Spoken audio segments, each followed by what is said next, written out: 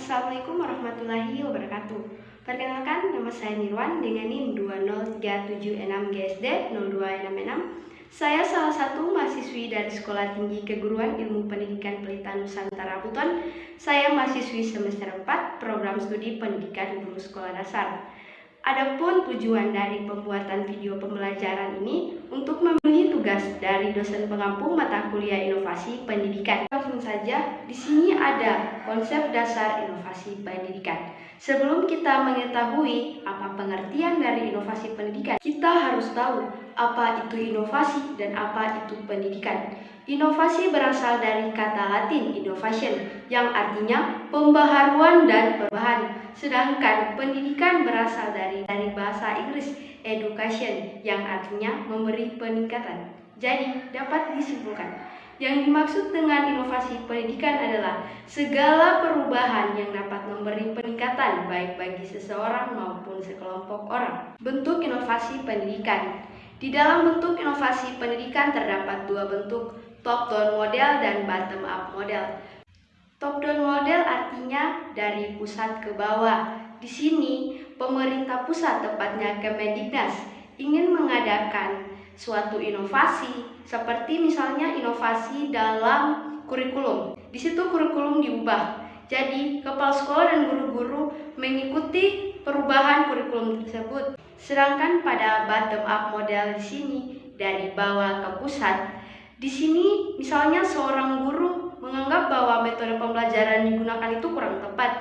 Jadi guru tersebut bisa membuat sesuatu hal yang baru demi meningkatkan proses pembelajaran seperti pembelajaran yang menyenangkan. Jadi guru-guru tersebut bisa membicarakannya langsung dengan kepala sekolah. Di sini kita dapat lihat bersama 5 karakteristik dalam inovasi pendidikan. Sebagai seorang inovator dalam pendidikan, seharusnya kita dapat mengetahui dan memahami karakteristik inovasi pendidikan agar tidak sia-sia dalam pelaksanaannya. Yang pertama, ada keuntungan relatif. Dalam keuntungan relatif ini kita dapat melihat sejauh mana inovasi dianggap menguntungkan bagi penerimanya. Yang kedua, kompatibel atau tingkat kesesuaian. Jadi, inovasi yang dibuat itu harus sesuai dengan kebutuhan penerimanya. Dan yang ketiga, kompleksitas atau tingkat kesukaran. Dan yang keempat, reliabilitas. Dalam reliabilitas ini kita dapat melihat tercapai atau tidaknya inovasi yang kita buat. Dan yang kelima, dapat diamati.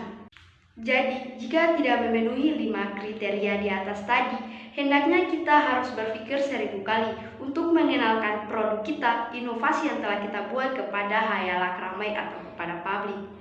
Proses inovasi pendidikan. Proses atau aktivitas yang dilakukan oleh seseorang atau organisasi sekelompok orang untuk mencapai tujuan tertentu. Di dalam proses inovasi pendidikan terdapat 4 proses. Yang pertama dikenal sebagai proses penemuan. Artinya di sini sesuatu hal yang baru ditemukan. Masuk kepada proses kedua, proses pengembangan. Setelah ditemukan kemudian dikembangkan. Yang ketiga, proses penyebaran atau dikenal dengan istilah diseminasi. Adalah proses penyebaran yang direncanakan kemudian diarahkan dan dikelola. Masuk kepada tahap akhir, tahap proses penyerapan. Model dalam inovasi pendidikan. Di sini terdapat 2 model dalam inovasi pendidikan. Ada yang namanya discovery dan ada yang namanya invention. Discovery artinya mengembangkan yang lama menjadi sesuatu hal yang baru, sedangkan invention benar-benar baru. Strategi dalam inovasi pendidikan, di mana dalam strategi inovasi pendidikan terdapat 4 strategi. Yang pertama disebut sebagai strategi fasilitatif. Artinya strategi ini dia lebih mengutamakan penyediaan fasilitas. Sedangkan strategi yang kedua disebut sebagai strategi pendidikan. Strategi ini digunakan sebagai proses untuk mencapai tujuan dalam pendidikan. Dan yang ketiga, strategi persuasif atau strategi bujukan. Adanya strategi persuasif atau bujukan ini dilakukan untuk mencapai tujuan sosial. Yang keempat disebut sebagai strategi paksaan. Di mana strategi paksaan di sini kita memaksa seseorang untuk melakukan perubahan. Artinya pemaksaan di sini dia bersifat membangun demi tercapainya perubahan. Jadi keempat strategi dalam inovasi pendidikan, Program pelaksanaannya juga disesuaikan dengan situasi-situasi yang ada. Inovasi kurikulum K13. Inovasi kurikulum K13 adalah inovasi kurikulum terbaru hasil dari penyempurnaan kurikulum sebelumnya, seperti kurikulum KTSP. Di dalam kurikulum K13 juga mengalami yang namanya pengembangan kurikulum, seperti revisi pada tahun 2017, kemudian direvisi kembali pada tahun 2020. Di dalam inovasi pendidikan juga ada yang namanya inovasi kurikulum berbasis masyarakat atau KBM. Di kurikulum berbasis masyarakat adalah kurikulum yang menekankan perpaduan antara sekolah dan masyarakat, di mana pada kurikulum KBM juga di sini terdapat beberapa karakteristik. Yang pertama berorientasi pada masyarakat dengan proses belajar bersumber pada buku teks. Yang kedua, disiplin berdasarkan tanggung jawab bersama, bukan berdasarkan paksa. Yang ketiga, metode pembelajaran ditekankan pada pemecahan masalah. Selanjutnya, beberapa karakteristik dari materi pelajaran. Yang pertama, bersifat validitas, benar-benar nyata sesuai dengan keadaan yang ada dan bermanfaat bagi peserta didik itu sendiri.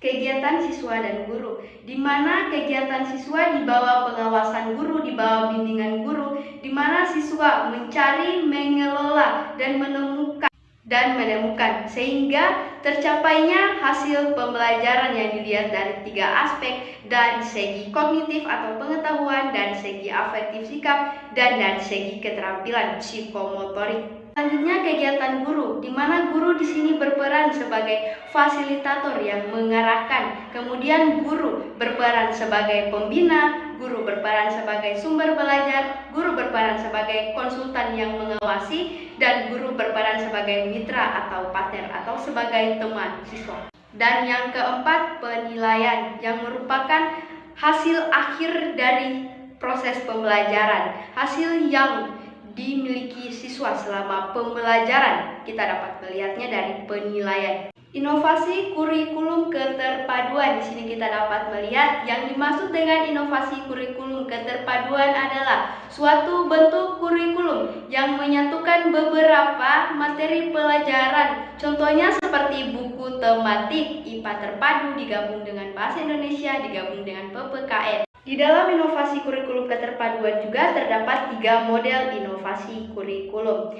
Yang pertama, keterhubungan. Keterhubungan adalah model pembelajaran terpadu yang secara sengaja diusahakan untuk menghubungkan satu konsep dengan konsep yang lainnya.